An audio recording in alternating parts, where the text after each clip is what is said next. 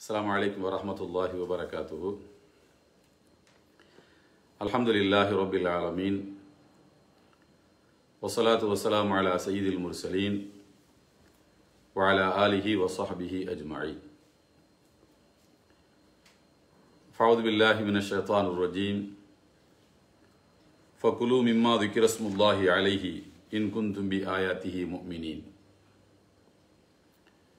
فقال رسول الله صلى الله عليه وسلم إن الله يحب معالي الأخلاق ويكره صفصافها. صدق الله العلي العظيم وصدق رسوله النبي الكريم. அன்பு நிறைந்த சகோதரர்களே, இன்றைய வெள்ளி சிறப்புரை நேரலையில் அண்மையிலே திங்கட்கிழமை 4ஆம் தேதி 4/1/2021 அன்று மத்திய அமைச்சரவை commerce and industry, ministry of commerce and industry என்கிற அமைச்சரவையின் கீழே இயங்கி வருகின்ற ஏற்றுமதிக்கான APEDA என்கிற ஒரு அரசு அமைச்சகத்தின் கீழ் இயங்கி வரக்கூடிய அந்த அத்தாரிட்டிஸ் ஒரு அறிவிப்பை வெளியிட்டிருக்கிறார்கள்.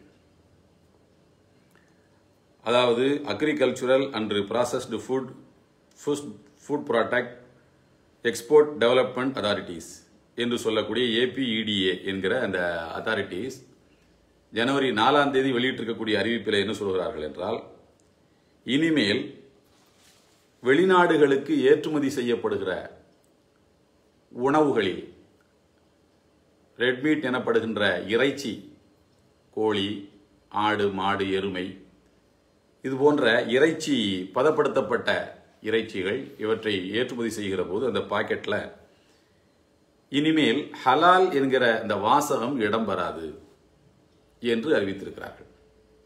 அதாவது இதுவரைக்கும் வெளிநாடுகளுக்கு ஏற்றுமதி செய்யப்பட்டு கொண்டிருக்கக்கூடிய அந்த ப்ராசஸ்டு ஃபுட் இருக்கு பாருங்க, அந்த பதப்படுத்தப்பட்ட அந்த உணவில் பாக்கெட்டுகளில் ஒரு வாசகம் இடம்பெற்றிருக்கும். அது என்ன வாசகம்னா, the animals are slaughtered strictly according to halal method. கண்டிப்பாக இந்த பாக்கெட்டில் அடைக்கப்பட்டிருக்கக்கூடிய இந்த மிருக இறைச்சி என்பது ஹலால் முறைப்படி அறுக்கப்பட்டது, கண்டிப்பாக ஹலால் முறைப்படி தான் இது அறுக்கப்பட்டிருக்கிறது என்கிற வாசகம் இடம்பெற்றிருக்கும். இந்த வாசகம் இனிமேல் இந்த பாக்கெட்டுகளில் இடம்பெறாது என்று அறிவித்திருக்கிறார்கள். எதற்காக இப்படி ஒரு அறிவிப்பை திடீரென்று அந்த APEDA என்கிற அமைப்பு அறிவித்திருக்கிறது என்று கேட்டால், அதற்கு அவர்கள் சொல்லக்கூடிய காரணம் ரொம்ப வினோதமானது. அவர்கள் சொல்லுகிறார்கள், ஹலால் என்கிற இந்த வார்த்தை பயன்பாடு என்பது எல்லா பாக்கெட்டுகளிலையும் இதுபோல கட்டாயம் இருக்க வேண்டுமோ, ஹலால் முறைப்படி அறுத்தால் மட்டும்தான் வெளிநாடுகளுக்கு ஏற்றுமதி செய்ய முடியுமோ என்கிற ஒரு எண்ணம், ஒரு அச்சம் ஏற்றுமதியாளர்களுக்கு மத்தியிலே, இந்தியாவில் இருக்கக்கூடிய பிசினஸ் பண்ணக்கூடிய ஏற்றுமதியாளர்களுக்கு மத்தியிலே ஏற்பட்டிருக்கிறது. ஹலால் முறையில் அல்லாமல் அறுத்தாலும் ஏற்றுமதி செய்யலாம் அப்படிங்கிறது தான் யதார்த்தம். ஆனால் இந்த ஹலால் ஹலால் ஹலாலுங்கிற வாசகம் திரும்ப திரும்ப திரும்ப திரும்ப சொல்லப்படுகின்ற போது ஏற்றுமதியாளர்களுக்கு அது என்ன எண்ணத்தை ஏற்படுத்துகிறது என்றால், ஹலாலா இருந்தா மட்டும்தான், ஹலாலா அறுக்கப்பட்டிருந்தா மட்டும்தான் ஏற்றுமதி செய்ய முடியுமா என்கிற ஒரு எண்ணத்தை ஏற்படுத்துகிறது. ஆகையினால் இது அகற்றப்பட வேண்டும் என்கிற கோரிக்கை இந்தியாவில் இருக்கக்கூடிய NGO-க்களிடமிருந்து வந்திருக்க, அரசு சாராத சமூக அமைப்புகளிடமிருந்து வந்திருக்கிறது என்கிற ஒரு கோரிக்கையை சொல்லியிருக்கிறது. அதற்கடுத்தபடியாக இரண்டாவது என்னவென்று சொன்னால், ஹலால் நியத்ரன் மாஞ்ச், ஹலால் நியத்ரன் மாஞ்ச் என்று சொல்லக்கூடிய ஒரு அமைப்பு, அதாவது ஹலாலை கண்காணிக்கும் அமைப்பு என்கிற ஒரு அமைப்பு. இந்த அமைப்பை நடத்தி வருவது ஒரு சீக்கிய சகோதரர், அவர் பேர் ஹரிந்தர் சிக்கா என்பவர். இவர் ஒரு வலதுசாரி சிந்தனை கொண்டவர். இவர் நடத்தி வரக்கூடிய இந்த அமைப்பு தொடர்ச்சியாக மக்களிடத்திலே பிரச்சாரம் செய்து கொண்டே வந்திருக்கிறது. ஹலால் என்பது கொடூரமாக மிருகங்களை வதைப்பது, துடிக்க துடிக்க அவற்றை வெட்டி கொள்வதற்கு பேர் தான் ஹலால் மெத்தட் என்பது. இது நமக்கு உகந்ததல்ல, அது முஸ்லிம்களுக்கு மட்டும்தான் என்று தொடர்ச்சியாக பிரச்சாரம் செய்து கொண்டே வந்திருக்கின்றார்கள்.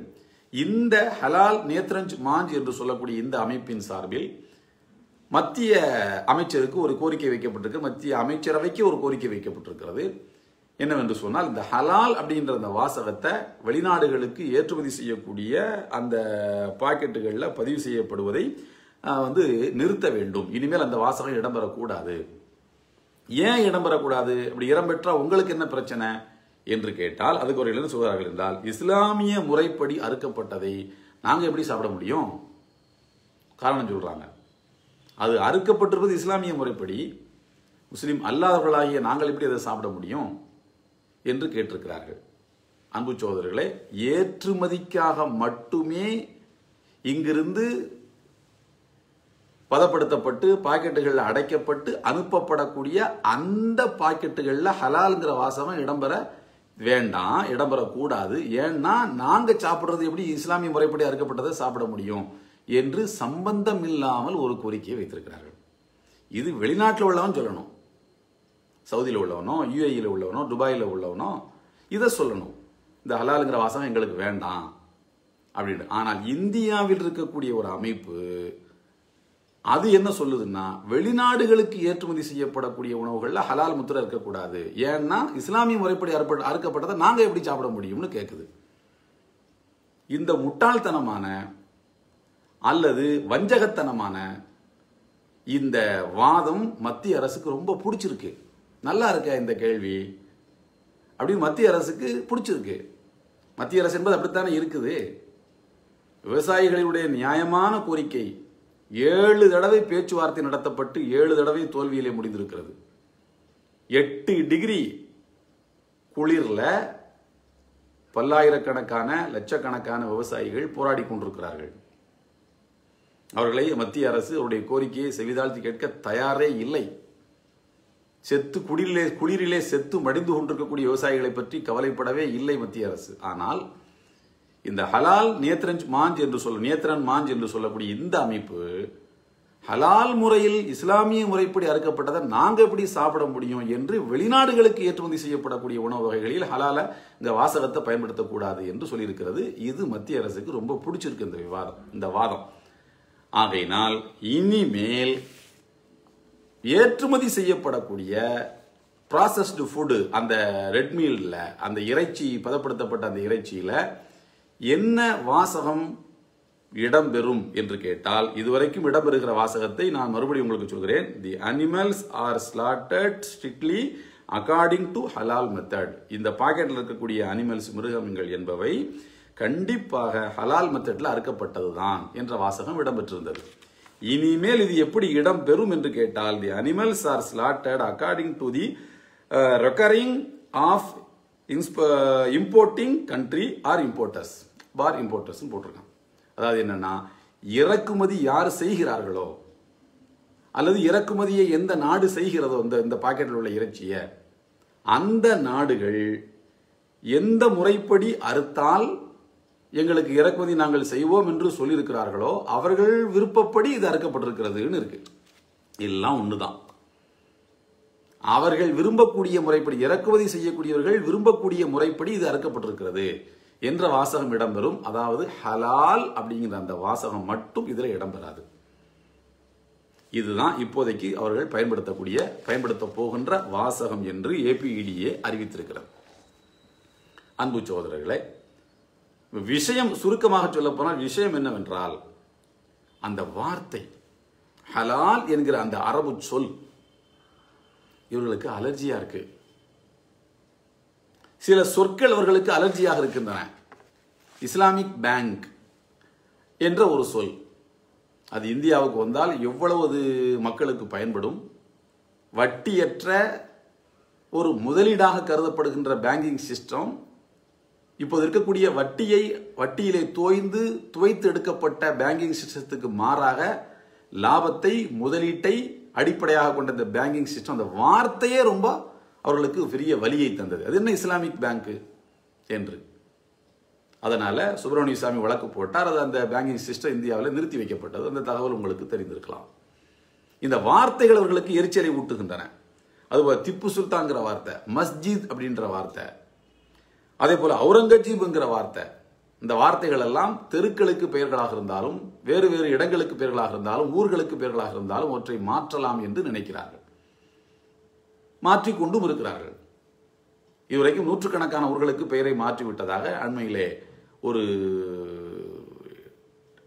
ஆங்கில பத்திரிகையினுடைய ஆன்லைனில் நான் படித்தேன்.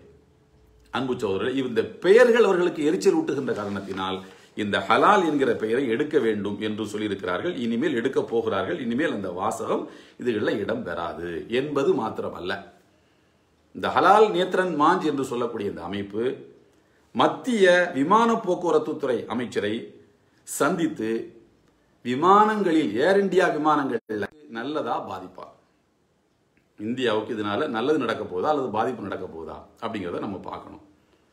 இந்தியாவில் இருந்து நான் சொல்வது 2019 2020 இந்த ஆண்டுகளிலே மாத்திரம் எருமை இறைச்சி மாத்திரம், நான் மாடு சொல்லல, ஆடு சொல்லல, கோழி சொல்லல, எருமை இறைச்சி மாத்திரம் 2019 2020 என்கிற இந்த ஆண்டிலே மாத்திரம் 22,668.48 கோடி, அதாவது 22,668 கோடி புள்ளி 48 கோடி, அதாவது 48 லட்சம், மொத்தத்தில் 48 லட்சம் கோடி இவ்வளவு காணும்.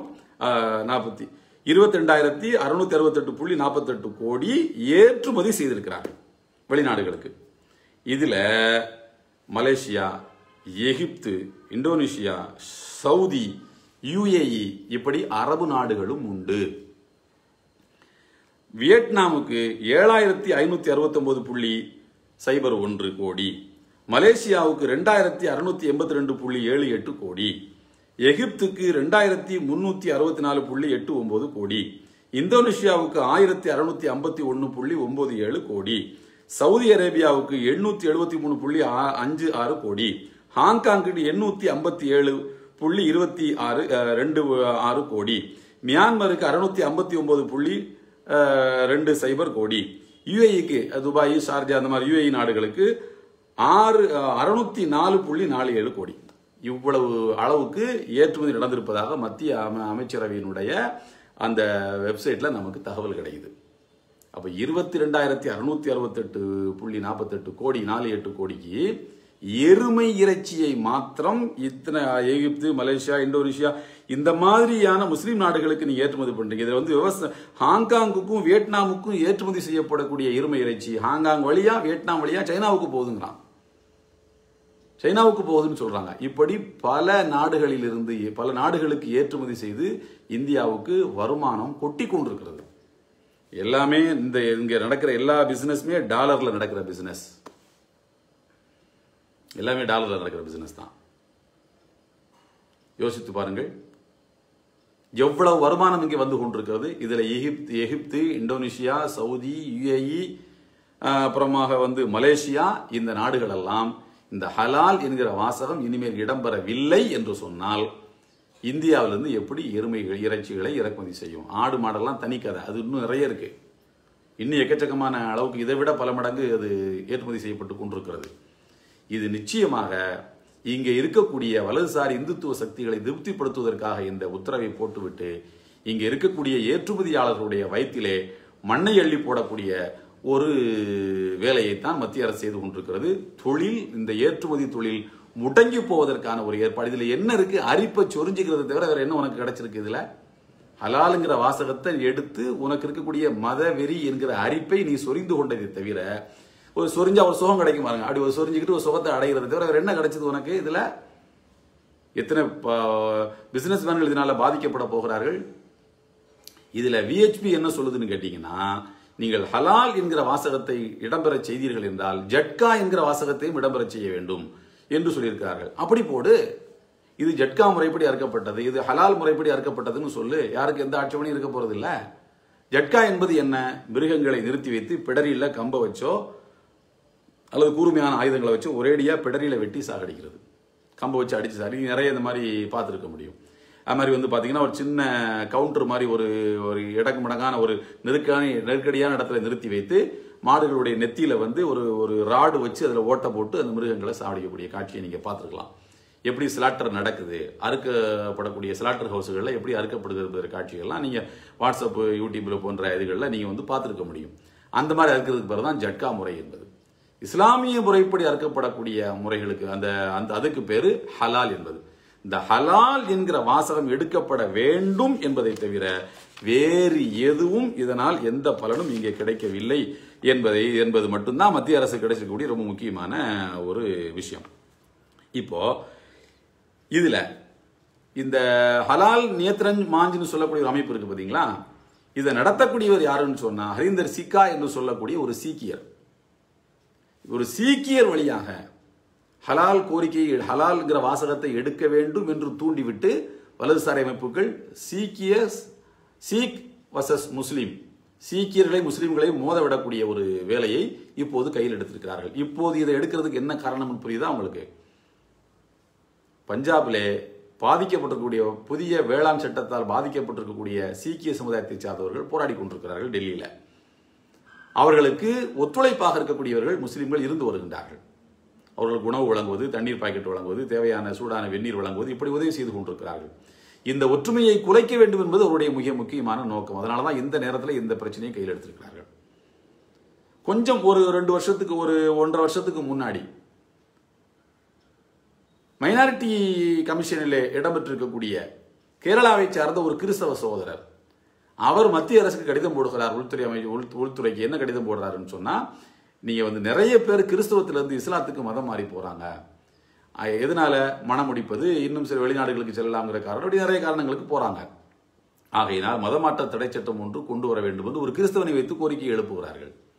அவன் அங்கிருந்து கடிதம் போடுறான். அதுபோல இன்னொரு தமிழகத்திலும் வடபுலத்தில் இருக்கக்கூடிய சில மாநிலங்களும் சில முக்கியமான பிரதானமான சில கோயில்கள் இருக்கின்றன. அந்த கோவில்களுக்கு வெளியிலே பிரசாதத்துக்கு பயன்படுத்தப்படக்கூடிய பொருட்கள் விற்பனையாகி கொண்டிருக்கும். கயிறு, பூவு, குங்குமப்பொடி, அப்புறமா அந்த நெத்தியில் வைக்கக்கூடிய திருநீர், இதெல்லாம் விற்பனைக்கு வைக்கப்படும். அப்படி விற்கக்கூடிய வியாபாரிகள் முஸ்லீம்களாக இருந்தால் அவங்கள்ட்ட வாங்கக்கூடாது, ஏன்னா அவங்கெல்லாம் இறைச்சி சாப்பிட்றவங்க என்று சொல்லி பர்டிகுலரா ஒரு கடை, அவர் தொப்பி போட்டு உட்காந்துருப்பார் அந்த பாய் கடையில், இந்த பாய் கடையில் நீங்க வாங்கக்கூடாது என்று படமெல்லாம் எடுத்து போட்டு சோசியல் மீடியாவில் பப்ளிஷ் பண்ணாங்க. அந்த பாய் என்ன சொல்றாருன்னு சொன்னா, நான் இந்த பொருளை விற்பனை செய்ய ஆரம்பித்ததில் இருந்து இதர சமுதாயத்து மக்களுடைய, இந்து மக்களுடைய உணர்வுகளை மதித்து நான் கடை திறந்திருக்கின்ற அன்றைக்கு நான் மாமிசம் சாப்பிடுவதில்லை. கடை திறக்கிற அன்னைக்கு மாமிசம் சாப்பிடுவதில்லை. எத்தனை வருஷமாவும் நான் சாப்பிடாம இருக்கிறேன். லீவ் இருந்தால் மாத்திரம் அன்றைக்கு தான் நான் மாமிசம் சாப்பிடுவோம், அது ரொம்ப அரிதாகத்தான் என்று அவர் சொன்னதுக்கு பிறகுதான் அந்த பிரச்சனை அடங்கியது. அப்ப இந்து வர்சஸ் முஸ்லீம், சீக்ஸ் வர்சஸ் முஸ்லீம், கிறிஸ்டியன் வர்சஸ் முஸ்லீம் என்கிற இந்த எதிர்ப்பு மனநிலையை கட்டமைப்பதற்கான ஒரு ஏற்பாடு, அதுவும் இந்த வேளாண் சட்டத்துக்கு எதிராக மக்கள், சீக்கிய மக்கள் போராடி கொண்டிருக்கக்கூடிய இந்த சூழலில் அறிந்தர் சிக்கா என்று சொல்லக்கூடிய ஒரு சீக்கியர் வழிநடத்தக்கூடிய ஹலால் நியத்ரன் மான் என்று சொல்லக்கூடிய ஒரு அமைப்பை வைத்து இந்த ஹலால் முத்திரையை எடுக்க வேண்டும் என்கிற ஒரு கோரிக்கையை வைத்து, அந்த கோரிக்கை நியாயமற்ற கோரிக்கை, வெளிநாடுகளுக்கு ஏற்றுமதி செய்யப்படக்கூடிய உணவு பொட்டலங்கள்ல ஹலால்ங்கிற முத்திரையை எடுக்கணும்னு சொல்லி உள்நாட்டில் வாழ்ந்துகிட்டு இருக்கவன் கோரிக்கை வைக்கிறான். அவன் அர்த்தத்தை நாங்க எப்படி சாப்பிட முடியும்? சோ அது வெளிநாட்டுகளடா போகுது முட்டாப்பையில என்று கேட்கக்கூடிய ஒரு எதிர்கேள்வி கேட்கக்கூடிய ஒரு தெளிவு, சிந்தனை தெளிவு இருந்தாலும் மத்திய அரசு அதை கேட்க தயாராக இல்லை என்கிற இந்த யதார்த்தத்தை நாம் முதலிலே புரிந்து கொள்ள வேண்டும். அதற்கடுத்து இரண்டாவது விஷயம் என்னவென்றால், இது மாதிரியான குட்டி குட்டி அமைப்புகள் இருக்கிறது அல்லவா, சின்ன சின்ன அமைப்புகள், ஹலால் நியத்ரன் மாஞ்சுன்னு சொல்றது, வேற வேற இந்த குட்டி குட்டி அமைப்புகள் பேர, இதெல்லாம் சின்ன சின்ன அமைப்புகள் நிறைய வச்சிருப்பாங்க. RSSல அந்த மாதிரி நிறைய அமைப்புகள் இருக்கும். நம்ம சமுதாயத்திலேயும் அமைப்புகளுக்கு ஒன்றும் பஞ்சம் இல்லை, ஏகப்பட்ட அமைப்புகள் இருக்குது. நான் என்ன சொல்ல வர்றேன்டா, என்னிடத்துல அண்மையிலே கூட சமூக உயிரோட்டம் என்கிற பத்திரிகையில் ஒரு கேள்வி கேட்ட நேரத்தில் பல அமைப்புகள் இருக்கிறது சமுதாயத்துக்கு நல்லதா கெட்டதா, ரொம்ப நல்லதுன்னு நான் சொன்னேன். பல அமைப்புகள் சமுதாயத்தில் இருப்பது நல்லது. என்னன்னா டூப்ளிகேஷன் பண்ணக்கூடாது, ஒருத்தன் வேலையை இன்னொருத்தன் பண்ணக்கூடாது. காப்பி 2 பேரும் போய் எலெக்ஷன்ல நிற்கிறது, ஒருத்தன் ஏற்று போட்டிடுறது, 2 பேரும் வேலையை செஞ்சு சண்டை போட்டுக்கிறது, இதுதான் ஆகாது. பல அமைப்புகள் இருப்பது தவறல்ல. அதிலேயும் நசுக்கப்பட்டு கொண்டிருக்கக்கூடிய ஒரு சமுதாயத்துக்கு பல அமைப்புகள் இருப்பது நல்லது. ஆனால் ஒருவர் மற்றவருடைய வேலைகளை காப்பி அடிக்கக்கூடாது. காப்பி அடிச்சாதான் பிரச்சனை வருது. இப்போ RSSக்கு பாத்தீங்கன்னா ஏகப்பட்ட அமைப்புகள், துணை அமைப்புகள் இருக்கின்றன. மதர் பாடி தான் RSS. அவர்கள் விரும்பக்கூடியவற்றை துணை அமைப்புகளை வைத்து அந்த வேலையை கிளீனா நீண்ட நெடுங்காலமாக செய்து கொண்டே இருப்பார்கள். அண்மையிலே கூட பார்த்தீர்கள் என்று சொன்னால் மதுரையில் இருக்கக்கூடிய வட இந்திய மக்கள் சங்கம் என்கிற ஒரு சங்கம் மதுரையில் வந்து மதுரை ஹைகோர்ட்டில் கேஸை போட்டு தமிழர்களுக்கு எதிராக ஒரு கேஸை போட்டு வின் பண்ணியிருக்கிறான். அந்த அமைப்பு மேல நம்ம ஒரு கேஸ் போடணும். இந்தியாவில் வட இந்தியன் தென் இந்தியன் பாகுபாடு பார்க்கக்கூடிய ஒரு அமைப்பை நடத்திட்டு இருக்கிறான். அவன் எத்தனை கேஸ் போட்டிருக்கான், அதில் எத்தனை வின் பண்ணியிருக்கான், எத்தனை மத சார்புள்ள கேஸ்லாம் கண்டுபிடிச்சு அவன் மேல ஒரு வழக்கு போட்டு அந்த அமைப்பு தடை பண்ணணும்ல. அதுக்கு நாம வேலை செய்யணும். எனவே குட்டி குட்டி அமைப்புகள் இது போன்ற வேலை செய்யக்கூடிய அமைப்புகளை கவுண்டர் கொடுக்கிறது மாதிரி, அவர்களுக்கு பதில் தருவது மாதிரி நம்ம சமுதாய அமைப்புகளிலும் சின்ன சின்ன அமைப்புகள் வேலை செய்ய வேண்டும். அதற்காக பல அமைப்புகள் இருப்பது தவறே கிடையாது. சொல்ல போனால் முழுக்க முழுக்க அது நியாயமானது என்பது இந்த நிகழ்விலே இருந்து நாம் பெற்றுக்கொள்ளக்கூடிய ரொம்ப முக்கியமான ஒரு பாடமாக இருக்கிறது. இப்போ இந்த ஹலால் முறையை பற்றி உள்ள இஸ்லாமிய பார்வைக்கு நாம வரலாம். பாருங்கள், ஹலால் என்பது என்ன, ஹலால் மெத்தட் என்பது என்ன? நீங்க கூகுளில் போயிட்டு ஹலால் மெத்தட் ஆஃப் ஸ்லாட்டர்னு நீங்க டைப் பண்ணீங்கன்னா அவ்வளோ கோரமாக எழுதியிருக்கிறாங்க. முஸ்லீம்கள் வந்து மிருகங்கள் அறுக்கப்படும் போது கை கால்களெல்லாம் அப்படி துடிச்சு பண்ணும் பாருங்க, காலை அசைக்கும் பாருங்க, வலியில் அப்படி துடிக்கிறத பார்த்து ரசிப்பாங்க. ரசித்து குரானுடைய வசனங்களை பக்கத்தில் நின்று ஒரு லெப்பை வந்து ஓதிக்கிட்டே இருப்பார். அதை துடிக்க துடிக்கத்தான் அவங்க கழுத்தில் வச்சு தான் இருப்பாங்க. நம்மளை மாதிரி பிடரியில் அடித்து அதுக்கு மயக்கத்தை கொடுத்து வலி தெரியாமல் அதை அறுக்க மாட்டாங்க. நம்ம மெத்தடு தான் மிருகங்களுக்கு வலி தெரியாது. ஏனென்றால் நம்முடைய மதம் என்பது மிருக வதையை கண்டிக்கிறது. இஸ்லாமிய மதம் என்பது மிருக வதையை வந்து ஊக்குவிக்குது. அதனாலதான் அவங்க துடிக்க துடிக்க அறுத்து கொலை பண்றாங்கன்னு எழுதி வச்சிருக்கான். ஆனால் யதார்த்தம் என்ன? நாம் இதர சமுதாயத்து மக்களுக்கு சொல்ல வேண்டிய செய்தி இது. யதார்த்தம் என்னவென்றால் ஹலால் மெத்தட் ஆஃப் ஸ்லாட்டர், ஹலால் முறையில் அறுப்பது என்பது என்ன? முதலிலே பிராணியை படுக்க வைக்க வேண்டும். ஒட்டகமாக இருந்தால் தவிர, ஒட்டகத்தை மட்டும்தான் நிக்க வச்சு அறுக்கிறது. ஏன்னா அதை படுக்க வைக்க முடியாது. ஆடு மாடு கோழி இவைகளெல்லாம் படுக்க வசத்தில் வச்சு அதனுடைய குரல் வளை, உயிர் நரம்பு இருக்கு பாருங்க, குரல் வளையில கூர்மையான கத்தியை வைத்து அறுக்க வேண்டும். அது கத்தியாக இருக்க வேண்டும். ஒரு பொருள் இருக்கிறது, அது கத்தி செய்யும் வேலையை செய்யும், ஆனால் அது கத்தி அல்ல. உதாரணமா கண்ணாடி இருக்கு, உடைஞ்ச பாட்டில், நகம் இருக்கு, கூர்மையான நகம் இருக்குது. இப்ப நகவெட்டியில பயன்படுத்தப்படக்கூடிய ஒரு முழுக்குன்னு ஒரு கத்தி இருக்கு பாருங்க, அது கத்தி தான். ஆனா கத்தி செய்யற வேலையை அது செய்யாது, அறுக்காது. கத்தியா இருக்குது, ஆனா கத்தி செய்யற வேலையை செய்யாதுன்னா அதை வச்சும் அறுக்கக்கூடாது. அது கத்தி அல்ல, ஆனா கத்தி செய்யற வேலையை செய்யும். கண்ணாடி, உடைஞ்ச பாட்டிலுக்கு கண்ணாடி, நகம், இந்த மாதிரியான பொருட்களாகவும் இருக்கக்கூடாது. கத்தினா ப்ராப்பர் நைஃப், கத்தி. அந்த கத்தி கூர்மையாக இருக்கிறதா என்று பார்த்துக் கொள்ள வேண்டும், தீட்டிக் கொள்ள வேண்டும். உயிர் நரம்பை கத்தரிக்க வேண்டும். இந்த ஆடு மாடுகளுக்கு இதெல்லாம் வந்து இந்த ரெண்டு சைடு களத்துல என்ன இருக்குதுன்னா வலி நரம்புகள் இருக்கின்றன. இந்த நரம்புகளையும் கத்தரிக்கணும். அறுத்தடியே ரெண்டு சைடுலையும் தலையை துண்டிச்சிடக்கூடாது. இப்படி அறுக்க வேண்டும். அறுத்து கீழே போட்டீங்கன்னு சொன்னா காலை உதறும் பாருங்க.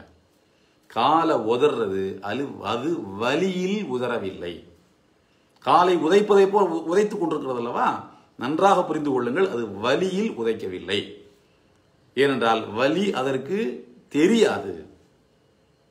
வலி நரம்புகள் துண்டிக்கப்பட்டு விட்டன. இஸ்லாமிக் மெத்தட் ஆஃப் ஸ்லாட்டர்ல, ஹலால் மெத்தட் ஆஃப் ஸ்லாட்டர்ல வந்து வலி நரம்புகளை ஆரம்ப கட்டத்திலேயே துண்டித்து விடுவோம்.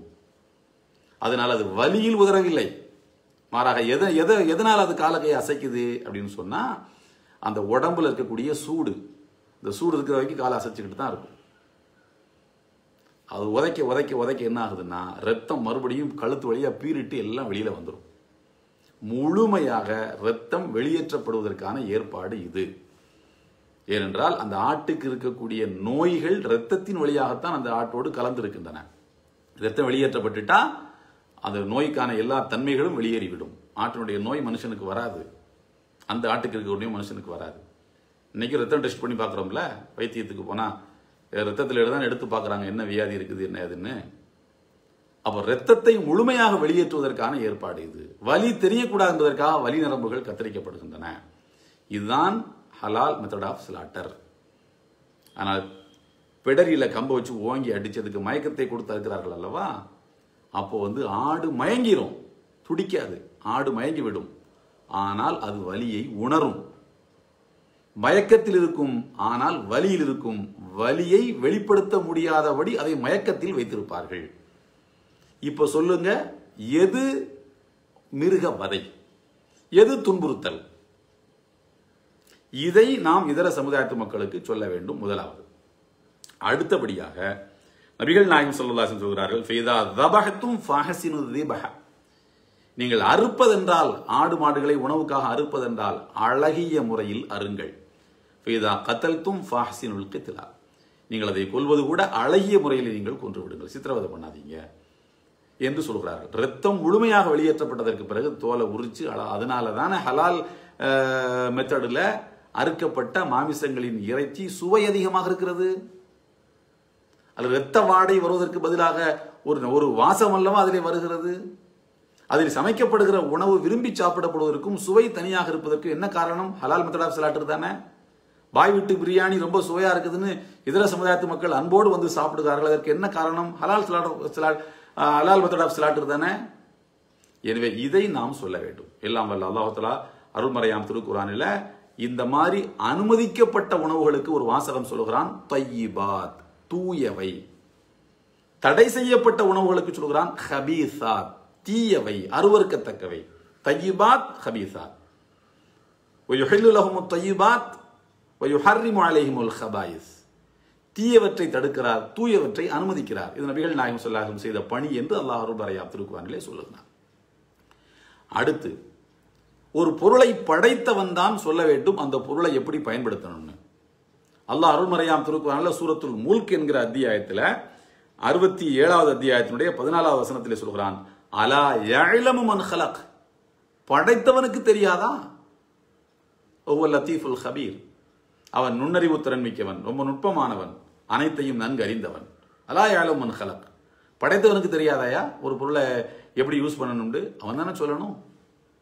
அதுபோல 6வது அத்தியாயத்தினுடைய 118, 119 ஆகிய வசனங்களிலே சொல்கிறான், ஃபகுலு மிம்மா ذிக்ரஸ்முல்லாஹி அலைஹி இன் குன்தும் பிஆயாத்திஹி முஃமினீன். இறைவனுடைய வசனங்களை நீங்கள் நம்பக்கூடியவர்களாக இருந்தால் இறைவனுடைய திருப்பெயர் சொல்லி அறுக்கப்பட்டதை மட்டுமே நீங்கள் உண்ணுங்கள், மற்றவற்றை உண்ணாதீர்கள். தாலிக்கும் ஃபிஸ்க், அது பாவம் என்று சொல்கிறான் இன்னொரு வசனத்தில். வமாலக்கும், இன்னும் சொல்கிறான், வமாலக்கும் அல்லா தாக்குல் மிம்மா ذிக்ரஸ்முல்லாஹி அலைஹி, இறைவனுடைய திருப்பெயர் சொல்லப்பட்டதை உண்ணாமல் இருக்க உங்களுக்கு என்ன வந்தது? அதை உண்ணுவதற்குத்தான காரணம் இருக்கு, உண்ணாமல் இருக்க என்ன காரணம் இருக்கு என்று சொல்லிவிட்டு, பக்கத்து ஃபஸ்ஸல்லக்கும் மா ஹர்ரம அலைக்கும், உங்களுக்கு தடை செய்யப்பட்டது எது என்பதை இறைவன் தெளிவுபடுத்தி சொல்லிவிட்டான். ஒரு மிருகம் இந்த உலகத்தை விட்டு விடைபெறுகின்ற போது இறைவனுடைய படைப்புகளில் உன்னதமான படைப்பாக இருக்கக்கூடிய மனிதனுக்கு அது பயன்பட்டு இந்த உலகத்தை விட்டு செல்கிறது. தன்னை பயன்படுத்த கொடுத்து விட்டு இந்த உலகத்தை விட்டு போகிறது. அப்படி என்றால் ஒரு உன்னதமான பணிக்கு அது பயன்பட்டு இருக்கிறது. அந்த பணிக்கு அது பயன்படுகின்ற போது கடைசியாக அது இறைவனுடைய திருநாமத்தை அல்லவா கேட்டுவிட்டு செல்ல வேண்டும் இந்த உலகத்தில். அதற்காகத்தானே அதுக்கு இறைவனுடைய திருநாமம் சொல்லப்படுகிறது. இறைவனுடைய திருப்பெயர் பிஸ்மில்லாஹி அல்லாஹு அக்பர் என்கிற அந்த வாசகத்தை சொல்லும் போது அந்த ஆட்டினுடைய உயிர் சந்தோஷமாக இந்த உலகத்தை விட்டு பிரியும், இறைவனுடைய வார்த்தைகளை கேட்டு விட்டு பிரியும். அதற்காகத்தான் இந்த ஏற்பாடு. இந்த உலகத்தில் மனிதனுக்காகவே அனைத்தும் படைக்கப்பட்டிருக்கின்றன. இதுதான் இஸ்லாமிய கோட்பாடு. அடிப்படை பேசிக்கல் என்ன? மாடுகளுக்காக மனிதன் படைக்கப்படவில்லை. மாடுகளை வதைத்தான் என்பதற்காக அடித்துக் கொள்கிறார்களே, கௌரச்சக் என்கிற பெயரிலே, என்கிற பசு பாதுகாவலர்கள் என்கிற பெயரை வைத்துக் கொண்டு பல்லாயிரக்கணக்கான மனிதர்களை, பல நூற்றுக்கணக்கான பேரை கொன்று குவித்துக் கொண்டிருக்கிறார்களே, அது அதற்கு என்ன காரணம் என்றால் சிந்திக்கும் திறன் அவரிடமிருந்து எடுக்கப்பட்டு விட்டது. மனிதன் தான் இந்த உலகத்தில் இறைவன் படைத்த படைப்புகள் அனைத்தையும் விட உயர்ந்தவன். அந்த உயர்ந்த படைப்பாக இருக்கக்கூடிய மனிதனுக்கு எல்லாம் வல்ல இறைவன் சீர்தூக்கி பார்க்கும் திறனை கொடுத்திருக்கிறான். வகீமுல் வஸ்ன பில் கிஸ்த், இந்த பூமியிலே சீர்தூக்கி பார்க்கும் திறனை நேர்த்தியாக நீங்கள் நிறைவேற்றுங்கள். வலா துஹ்சிருல் மீசான், சீர்தூக்கி பார்க்கும் திறனை நீங்கள் பாழாக்கி விடாதீர்கள். அது என்ன சீர்தூக்கி பார்க்கும் திறன்? எது கரெக்ட் எது தவறு என்பதுதான். இன்றைக்கு கூட ஆட்சியாளர்கள் எப்படி இதை சீர்தூக்கி பார்த்திருக்க வேண்டும்? ஹலால் மெத்தட் ஆஃப் ஸ்லாட்டர்ல அறுக்கப்படக்கூடிய இந்த முறையில மனிதனுக்கு ஆரோக்கியம் இருக்கு என்று வேர்ல்டு ஹெல்த் ஆர்கனைசேஷன் சொல்லி இருக்கிறது. வேர்ல்டு ஹெல்த் ஆர்கனைசேஷன் சொல்லியிருக்கிறது, அதாவது அகில உலக சுகாதார நிறுவனம் சொல்லியிருக்கிறது, ஹலால் முறையிலே அறுக்கப்படுவதில் தான் நல்ல ஆரோக்கியமான மனிதனுக்கு ஆரோக்கியமான உணவு கிடைக்கிறது என்று சொல்லியிருக்கிறது.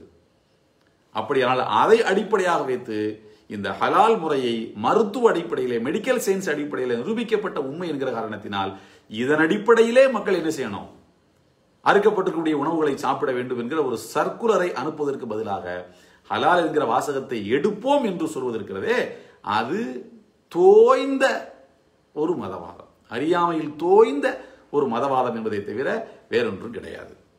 அதுபோல நபிகள் நாயகம் ஸல்லல்லாஹு அலைஹி வஸல்லம் அவர்கள் சொல்லியிருக்கின்றார்கள். ஒரு ஹதீஸில் இருக்கிறது பாருங்கள், இன்னல்லாஹு யுஹிப்பு மஆலியல் அக்லாக். அல்லாஹு தஆலா ஜாஹிலியாவுடைய காலத்தில், இஸ்லாத்துக்கு முந்திய காலகட்டங்களில் எந்த நற்பண்புகள் எல்லாம் மக்களிடத்தில் இருந்து வந்ததோ அந்த நற்பண்புகள் அனைத்தையும் இஸ்லாத்துக்குள்ளும் அல்லாஹ் அடாப்ட் பண்ணிக்கிட்டான், அக்செப்ட் பண்ணி கொண்டார்கள் நபிகள் நாயகம் ஸல்லல்லாஹு அலைஹி வஸல்லம். ஜாஹிலியாவில் இருந்து உள்ள விஷயமாச்சே, அதை எப்படி நாம் இஸ்லாத்துக்குள்ள எடுக்கிறது அப்படின்னு நினைக்கல அவங்க. ஜாஹிலி அஞ்ஞான காலத்தில் உள்ள நடைமுறையாக இருந்தாலும் அது இறைவனுடைய நீதிக்கும் நேர்மைக்கும் ஒழுக்கத்துக்கும் உடன்பட்டதாக இருந்தால் அதை அப்படியே ஒத்துக்கொண்டார்கள். நபிகள் நாயகம் ஸல்லல்லாஹு அலைஹி வஸல்லம் சொன்னார்கள், இன்னல்லாஹு யுஹிப்பு மஆலியல் அக்லாக். உயர்ந்த பண்புகளை அல்லாஹ் நேசிக்கிறான், வயக்ரஹு ஸஃஸாஃபஹா. அவற்றில் மட்டமானதை அல்லாஹ் வெறுக்கிறான், மட்டமானதை வெறுக்கிறான் என்று நபிகள் நாயகம் ஸல்லல்லாஹு அலைஹி வஸல்லம் சொல்கிறார்கள். இது ஹாக்கிம், தபரானி, பைஹகி ஆகிய நூல்களிலே இடம்பெற்றிருக்கிறது. ஹஸரத் கதாதா ரஹ்மத்துல்லாஹி அலைஹி அவர்கள் 16வது அத்தியாயத்தினுடைய 90வது வசனம், ஒவ்வொரு ஜும்மாலையும் நாம கேள்விப்படுற வசனம், இன்னல்லாஹ யஅமுரு பில் அத்லி வல் இஹ்சான் வ ஈதாஇ தில் குர்பா வ யன்ஹா அனில் ஃபஹ்ஷாஇ வல் முன்கரி வல் பகி யஅதுக்கும் லஅல்லக்கும் ததக்கரும். இந்த வசனத்திற்கு விளக்கம் அளித்த போது கதாதா ரஹ்மத்துல்லாஹி அலைஹி அவர்கள் சொல்கிறார்கள், தஃப்சீர் இப்னு கஸீரில் இருக்கிறது, லைஸ மின் ஹுலுகின் ஹஸனின் கான அஹ்லுல் ஜாஹிலிய்யத்தி யஅமலூன பிஹி வ யஸ்தஹ்சினூன இல்லா அமரல்லாஹு பிஹி. அஞ்ஞான காலத்தில் எந்த நல்ல நடைமுறைகளை எல்லாம் அஞ்ஞானவாதிகள் கடைபிடித்தும் விரும்பியும் வந்தார்களோ அவற்றையெல்லாம் அல்லாஹ் இஸ்லாத்துக்குள் ஒரு கட்டளையாக பிறப்பிக்காமல் இல்லை, கட்டளையாக பிறப்பிச்சிருக்கிறான். அதுக்கடுத்து லைஸ மின் ஹுலுகின் ஸஜ்இன் கானு யதஆயரூனஹு பைனஹும். தங்களுக்கிடையிலே அருவருக்கத்தக்கதாக ஜாஹிலியாவாதிகள் இவற்றையெல்லாம் அஞ்ஞான காலத்திலே கருதி கொண்டிருந்தார்கள் இஸ்லாத்துக்கு முன்னர், அவற்றை இல்லா நஹல்லாஹு அன்ஹு, அல்லாஹ் அவற்றை தடை செய்யாமல் இருக்கவில்லை. ஏனென்றால் மனிதனுடைய வஸன் என்கிற சீர்தூக்கி பார்க்கும் திறன் அதை நல்லது என்று ஒத்துக்கொண்டது. அது இறைவனுடைய நியதியோடு, இறைவன் இந்த உலகத்திலே நிலைநாட்ட விரும்புகின்ற ஒழுக்கத்தோடு ஒத்து போயிருக்கிறது. ஆகையினால் அதை இறைவனுடைய மார்க்கத்தில் நபிகள் நாயகம் ஸல்லல்லாஹு அலைஹி வஸல்லம் சேர்த்துக் கொண்டார்கள். அங்கே இஸ்லாம் அது ஜாஹிலியா காலத்தில் உள்ளதாச்சே, அதை எப்படி நம்ம எடுத்துக்கிறது அப்படின்னு நினைக்கல. ஆனால் இங்க இருக்கக்கூடிய மதவாதம் அது எப்படி பார்க்குதுன்னா, ஹலால்ங்கிற வாசகம் ஆகாது, ஹலால்ங்கிற வாசகமே ஆகாது. ஐரோப்பாவில் மனாராக்களை பார்த்து பயந்தாங்களாம், பள்ளிவாசலுடைய மினாராக்களை பார்த்து. அபுல் ஹசன் அலி நதிவி அவர்கள் மினாரட் ஸ்பீக்ஸ் ஏதோ ஒரு புத்தகம் எழுதியிருக்கிறார், மினாராக்கள் பேசுகின்றன என்று. அரபு மொழியில் இருக்கிறது, உருதுல இருக்கு, ஆங்கிலத்தில் இருக்குது அந்த புத்தகம். மினாராக்களை பார்த்து பயந்தாங்க, ஏன்னா அது இஸ்லாத்தை பிரச்சாரம் செய்யக்கூடிய கருவியாக இருக்கிறது என்று நினைத்துக் கொண்டு பயந்தார்கள். அந்த மாதிரி இந்த அரபு சொற்களை கண்டு இங்க இருக்கக்கூடியவர்கள் பயப்படுகிறார்கள். இந்த அரபு சொற்களால் ஹலால்னா என்னது, அது எங்கிருந்து வந்தது, அந்த ஒரிஜினல் வார்த்தை குவாரண்டைன்கிற வார்த்தை எங்கிருந்து வந்துச்சு, அதனுடைய ஒரிஜினல் வார்த்தை அரபிலிருந்து வந்துச்சு, அது அர்பஈன்ங்கிறது அர்த்தம். இப்படி எல்லாம் சொல்லி நம்ம அந்த விஞ்ஞானத்தினுடைய பலனை இஸ்லாம் ஏற்படுத்தியேதான் என்று நாம் சொல்லி கொண்டாடுகிறோம் அல்லவா. அதுபோல பின்னால ஒரு 100 வருஷம் கழிச்சுச்சுன்னா இந்த ஹலால்ங்கிற வாசகம் எல்லா பக்கமும் பொதுவாயிடும். இப்போ ஹமாம் சோப்பு இருக்கு பாருங்க, இந்த ஹமாம்ங்கிறது எங்க இருந்து வந்துச்சு, ஹம்மாம் என்ற அரபு சொல்ல இருந்து வந்துச்சு. ஹமாம்னா என்ன அர்த்தம், பாத்ரூம்னு அர்த்தம். பாத்ரூம் என்பதற்கு ஹமாம்ங்கிற சொல் இருக்குதே, அது அரபு மொழியில தான் அந்த சொல்லு முதல்ல வந்துச்சு. ஏன்னா ஐரோப்பாவில் பாத்ரூம்னு தனியாக ஒன்று வச்சுக்கல அவங்க. இது அரபு கல்ச்சர் உலகம் முழுக்க அதை தத்தெடுத்து கொண்டது. அந்த மாதிரி இந்த ஹலால் மெத்தட் என்பதை, இஸ்லாமிய முறைப்படி அறுக்கப்படுகிற இந்த ஹலால் மெத்தட், இஸ்லாமிய கல்ச்சரை உலகம் முழுக்க இன்னைக்கு அக்செப்ட் பண்ணுது. ஹலால் டைனிங் என்று அமெரிக்காவில் யூனிவர்சிட்டியில ஒத்துக்கொண்டு விட்டார்கள். நிறைய விஷயங்கள் இருக்கு இதுல. அப்போ இது பின்னாளிலே ஒரு பிரச்சாரத்துக்கு பயன்படுத்துகிற வாசகமாக மாறிவிடுமோ என்கிற அச்சம் இங்கே இருக்கக்கூடிய இந்துத்துவ சக்திகளுக்கு இருக்கின்ற காரணத்தால் இந்த வாசகத்தை எடுக்கணுங்கிறாங்க. இதை தவிர வேறு ஒரு காரணமும் இவர்களுக்கு இங்கே கிடையாது இந்த வாசகத்தை எடுக்கிறதுக்கு. ஆகையினால இதனால பாதிக்கப்பட போவது இந்தியாவுடைய வர்த்தகம் தானே தவிர வேறொன்றும் கிடையாது. இந்தியாவுடைய வர்த்தகம் பாதிக்கப்பட போகுது, அவ்வளவுதான். ஒன்று சொல்கிறேன் உங்களுக்கு, சில சொற்கள் ஒரு பிரச்சார கருவியாக மாறிவிடும் என்று சொன்னேன் அல்லவா. உதாரணமா மினாரட் என்பது, ஹலால்ங்கிற சொற்கள், இந்த மாதிரி உங்களுக்கு தெரியும். மால்கம் எக்ஸ்னு ஒரு மிகப்பெரிய பிரச்சாரர், கருப்பினத்தை சார்ந்த ஒரு சகோதரர், அமெரிக்காவில் லட்சக்கணக்கான மக்கள் இஸ்லாத்தை ஏற்றுக்கொள்வதற்கு காரணமானவர். அந்த மால்கம் எக்ஸுக்கு இஸ்லாத்தின் மேல ஈர்ப்பு வருவதற்கு என்ன சம்பவம் காரணமா இருந்துச்சு? ஈர்ப்பு என்று சொல்வதை விட ஒரு மின்னல். அப்படி இஸ்லாம் பார்க்கலாமே, இஸ்லாத்தை கொஞ்சம் படிச்சு தான் பார்ப்போமே, அது என்னதான் சொல்லுதுன்னு பார்ப்போமே என்று அவருக்கு எப்போ தோணுது? ரொம்ப முக்கியமானது. அவர் ஒரு முரட்டுத்தனமான வாழ்க்கை வாழ்ந்தவர், ஒழுங்கீனமான வாழ்க்கை வாழ்ந்தவர், மது பழக்கம், விபச்சாரம் போன்ற மானக்கேடான தீய செயல்களிலே மூழ்கி திளைத்தவர். அதுதான் உலகம் என்று வாழ்ந்து கொண்டிருந்தவர். சிறைச்சாலையிலே ஒரு வழக்கில் அடைக்கப்படுறார். அவருடைய சக கைதி சிறைச்சாலையில் அமெரிக்காவில் என்ன இறைச்சி வழங்கப்படும்? பன்றி இறைச்சி வழங்கப்படுகிறது. அன்றைக்கு பன்றி இறைச்சி தட்டில் வழங்கப்படுகிறது. சக சிறை கைதி ஒருவர், அவர் குற்றச்சாட்டில் சிறையில் அடைத்து வைக்கப்பட்டிருக்கிறார். அவர் பன்றி இறைச்சியை நான் உண்ண மாட்டேன்னு சொல்லி பட்டினி கிடக்கிறார், சாப்பிட மாட்டேங்கிறாரு. நீ வேணா சாப்பிட்டு கொண்டு கொடுக்குறாரு. அவற்றையும் சொல்றாரு, பன்றி இறைச்சியை நீ சாப்பிடாதப்பா, ஆனா உனக்கு தேவையான எடுத்துக்கலாம், எங்க மார்க்கத்தில் இதுக்கு அனுமதி இல்லைன்னு. மால்கம் எக்ஸ் என்ன கேட்கிறாருன்னா, உன்னுடைய மதம் உன்னுடைய டைனிங் ஹால் வரைக்கும் உன்னை டிஸ்டர்ப் பண்ணுமான்னு கேட்கிறாரு. மதம்ங்கிறது என்ன? அது ஒரு 4 கட்டடங்குள்ள இருக்கணும். அது ஆத்மாவோடு சம்பந்தப்பட்டது, மனதோட சம்பந்தப்பட்ட விஷயம். அது என்ன வாழ்க்கையில வந்தது எப்படி உன்னை டிஸ்டர்ப் பண்ணுது? டைனிங் ஹால் வரைக்கும் வருமா? அது இதை சாப்பிடாத அதை சாப்பிடுலாம் சொல்லுமா? ஆமா சொல்லும். ஏன் அது என்ன டைனிங் ஹால் வரைக்கும் என்னை டிஸ்டர்ப் பண்ணல, எனக்கு வழிகாட்டுது. அது எது? அந்த மதத்துக்கு என் மேல எனக்கு கரிசனை அதிகம். அந்த மார்க்கத்துக்கு தன்னை பின்பற்றக்கூடியவர்கள் மேல பாசம் அதிகம். ஆகையினால் அந்த மார்க்கம் என்ன செய்யுதுன்னா, இதை சாப்பிட்டா உனக்கு உடம்புக்கு கெடுதி, இதை சாப்பிட்டா உனக்கு உடம்புக்கு நல்லது, என்ன கைடு பண்ணுது என்று சொல்லும் போதுதான் மால்கம் எக்ஸுக்கு மனதில் மின்னல் போல ஒரு எண்ணம் உதிக்கிறது. நாம ஏன் இதை தெரிஞ்சுக்க ஆசைப்படக்கூடாது? இஸ்லாத்தை சிறைச்சாலையில் இருக்கக்கூடிய லைப்ரரிகளை வச்சு படிக்கிறாரு, இஸ்லாத்தை பெரிய அளவிலே தெரிந்து கொள்ளுகிறார், பின்னர் வெளியிலே இஸ்லாமிய பிரச்சாரகராக மாறுகிறார் என்பது மாத்திரமல்ல, ஈசா நபி அலைஹிஸ்ஸலாம் அவர்கள் அவர் ஒரு வெள்ளையர் தான் என்று வெள்ளையர்கள் தங்கள் நிறத்தை ஈசா நபிக்கும் கொடுத்து, எனவே நாங்கள் ஈசாவின் நிறத்தை சார்ந்தவர்கள், எனவே நாங்கள் உயர்ந்தவர்கள், ஈசா கருப்பு கிடையாது, அதனால கருப்பர்கள் கிறிஸ்துவர்களாக இருந்தாலும் தாழ்ந்தவர்கள் என்று நிறவேதம் பேசிக் கொண்டிருந்த வெள்ளையர்களுக்கு மத்தியிலே ஈசா நபி வெள்ளையர் அல்ல என்று வரலாற்று பூர்வமான சான்றுகளோடு நிரூபித்து கருப்பர்களின் பூர்வீக மார்க்கம் இஸ்லாமை, நீங்கள் இஸ்லாத்துக்கு தான் திரும்ப வேண்டும் என்று பிரச்சாரம் செய்தார். இறுதியிலே அமெரிக்க உளவுத்துறை அவரை சுட்டுக் கொன்றது என்பது அவருடைய வரலாறு.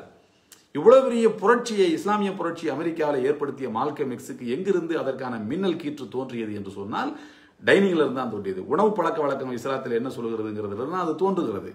எனவே அன்பு சகோதரர்களே, இந்த வார்த்தைகளை எல்லாம் பார்த்து இங்கே இருக்கக்கூடிய மதவாதிகள் பயப்படுவது அவருடைய பயத்தை பொறுத்தளவில் நியாயமான பயம்தான். ஆனால் இனிமேல் நாம் விமானத்தில் பயணம் செய்வதாக இருந்தாலும், வெளிநாடுகளிலே இந்திய இறைச்சிகள் விற்பனை செய்யப்படுவதாக இருந்தாலும், அது ஹலாலா என்று பார்த்து வாங்க வேண்டும். ஹலால் என்கிற சொல்லை திரும்ப திரும்ப நம்முடைய புழக்கத்திலே நாம் பயன்படுத்த வேண்டும். இங்கே நம்முடைய ஹோட்டல்களில் ஹலால் மெத்தடில் அதெல்லாம் எந்த தடையும் கிடையாது. இது பெருசா நம்முடைய அன்றாட வாழ்க்கை ஹலால் என்கிற வார்த்தையே இந்தியாவிலிருந்து எடுத்துருவான், ஹலால் உணவு முறைகளை எடுத்து விடுவான் என்பது அல்ல. ஆனால் அதை நோக்கிய 1000 மைல் கொண்ட பயணத்தில் ஒரு சின்ன ஸ்டெப் எடுத்து வச்சிருக்காங்களான்னு கேட்டா எஸ்ன்னு தான் நாம சொல்ல முடியும், இந்த வார்த்தையை அகற்றியதில் இருந்து. ஆகையினால் நம்முடைய உணவு பழக்க வழக்கங்களில் நாம் மிக கவனமாக இருக்க வேண்டும். இனிவரும் நாட்களிலே இந்த ஹலாலை மிக கடுமையாக, மிக அழுத்த நிறுத்தமாக நம்முடைய வாழ்விலே நாம் கடைபிடிக்க வேண்டும். நபிகள் நாயகம் ஸல்லல்லாஹு அலைஹி வஸல்லம் சொல்கிறார்கள், நீங்கள் உண்ணுகின்ற உணவு ஹராமாக இருக்கும்போது உங்களுடைய பிரார்த்தனைகளை இறைவன் எப்படி ஏற்றுக்கொள்வான் என்று நபிகள் நாயகம் ஸல்லல்லாஹு அலைஹி வஸல்லம் ஒரு கேள்வி நமக்கு முன்வைத்தார்கள். ஆகையினால் நம்முடைய உணவு தூயதாக இருக்க வேண்டும், ஹலாலானவையாக இருக்க வேண்டும் என்பது மாத்திரமல்ல, இது போன்ற ஹலால் மெத்தட் ஆஃப் ஸலாட் என்பதற்கு மாத்திரமல்ல, இஸ்லாமிய தத்துவத்துக்கு எதிராக எழுந்து வருகின்ற எல்லா எதிர்ப்புகளையும் மிக தைரியமாக துணிச்சலோடு எதிர்கொண்டு இந்த மண்ணிலே இஸ்லாத்தை நிலைநாட்டக்கூடிய பணியிலே நம்முடைய பங்கையும் நாம் தர வேண்டும் என்று கேட்டு நிறைவு செய்கிறேன். வாஹிரு தஅவானா அல்ஹம்துலில்லாஹி ரப்பில் ஆலமீன். அஸ்ஸலாமு அலைக்கும் வரஹ்மத்துல்லாஹி வபரகாத்துஹு.